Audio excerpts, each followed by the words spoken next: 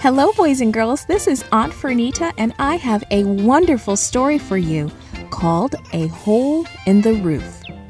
Today's memory verse is from Proverbs chapter 18, verse 24. It says, "There is a friend that sticks closer than a brother." The message for today's story is we serve God when we help others. Some things you can't do by yourself, and when you need a friend to help you, you're always glad one is there. It didn't take long for word to spread. People everywhere soon heard that Jesus could heal sick people.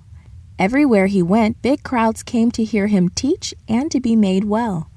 One day, Jesus was teaching in a house. A lot of people had come to hear him. Many of them were very important teachers who had come from all parts of the country. They crowded very close to hear Jesus. Other people had come to see Jesus too.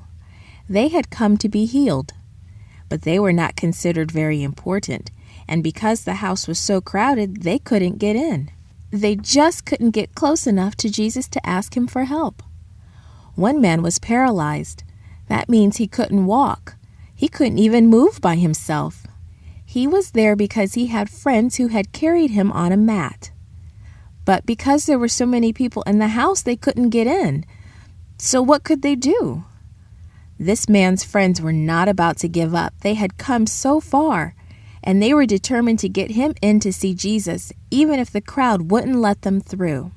The next thing he knew, the paralyzed man was being lifted up into the flat roof of the house. His friends tied a rope to each corner of the mat he was lying on, and then they began to take the roof apart. Before he knew it, the paralyzed man was being lowered through a hole in the roof, and he was coming down right in the middle of the crowd, right in front of Jesus. Jesus knew what the man wanted.